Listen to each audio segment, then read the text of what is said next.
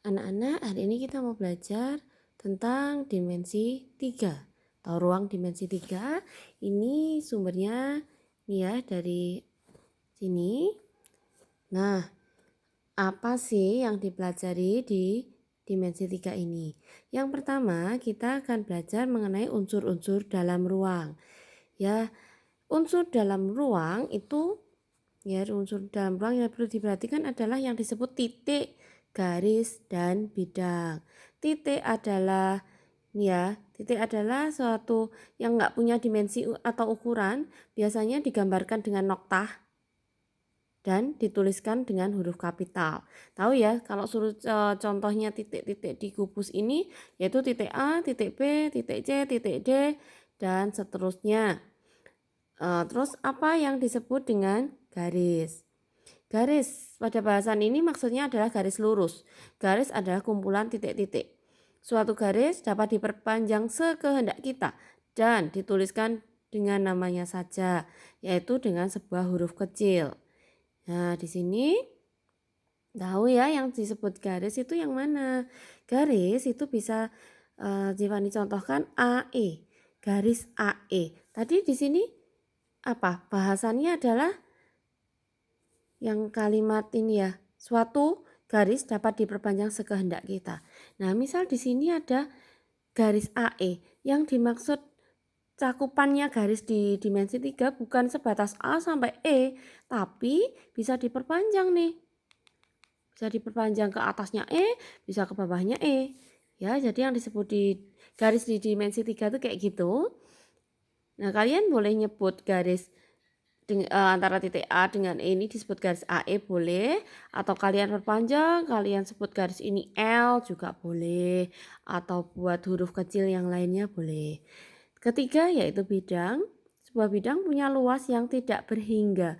Biasanya yang kita gambarkan hanya sebagian saja, yang merupakan wakil dari bidang, dan sesuai bahasan kita di sini adalah bidang datar. Dalam geometri, sebuah bidang cukup digambarkan wakilnya saja dan diberi nama alfa, beta, gamma atau yang lainnya. Dapat juga diberi nama titik-titik pada bidang itu. Contohnya di sini Cik Fani ambil contoh bidang alas ya. Ada alas A, B, C, D. Nah, ini boleh kita sebut sebagai bidang A, B, C, D. Nah, tapi di sini ya ada yang ini sebuah bidang punya luas yang tidak berhingga. Jadi bukan hanya sebatas ABCD aja. Ini hanya wakil dari bidang. Jadi bidang itu luas, tidak berhingga. Jadi nggak mungkin kan kita kertasnya sebesar apapun. Masa kita mau menggambar full? Ya, jadi hanya diwakilkan. Kemudian bahasan berikutnya adalah kedudukan titik, garis, dan bidang dalam ruang. Jadi titik terhadap garis itu ada dua kemungkinannya. Bisa titik pada garis atau disebut berimpit, dan kemungkinan lainnya yaitu titik di luar garis. Nah, seperti ini nih. Ini ada garis, nggak baca nih garis lurus ya.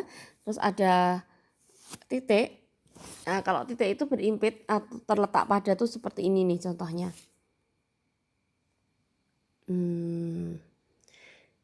Kemudian kalau titiknya di luar garis, contohnya seperti ini. Ya. Kemudian ada apa lagi? Ada kedudukan antara titik terhadap bidang. Kedudukan titik terhadap bidang apa ya? Kedudukan titik terhadap bidang sama dengan titik terhadap garis tadi. Kedudukannya bisa titik pada bidang atau titik di luar bidang. Contohnya titik di dalam bidang, nah ya ini terletak di sini. Kalau di luar kayak gini. Kemudian yang ketiga, garis terhadap garis. Ada 4, yaitu 2 garis bisa kondisinya sejajar atau saling berpotongan, bersilangan, atau berimpit. Sejajar, tahu ya sejajar seperti ini. Ini yang disebut berpotongan, jadi mesti ketemu di satu titik. Kemudian ada yang bersilangan. Bersilangan itu nggak pernah ketemu. Nah, tak kasih contoh di kubus aja. Juga bisa apa? Garis yang berimpit. Nah, ini contoh garis bersilangan dari kubus ini aja. Contoh garis bersilangan itu nggak pernah ketemu. Contohnya garis BC. Garis BC dengan garis EF.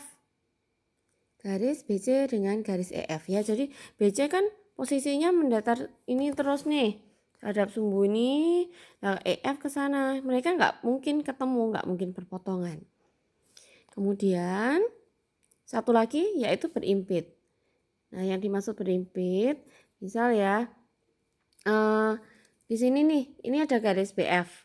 Misal di sini ada titik lagi, BO gitu, di sini. Nah, garis BO ini adalah kedudukannya berimpit dengan garis BF. Kemudian kedudukan apa lagi? Kedudukan garis terhadap bidang. Ada 3 kemungkinan garis terhadap bidang itu bisa berimpit, bisa sejajar, atau bisa menembus bidang.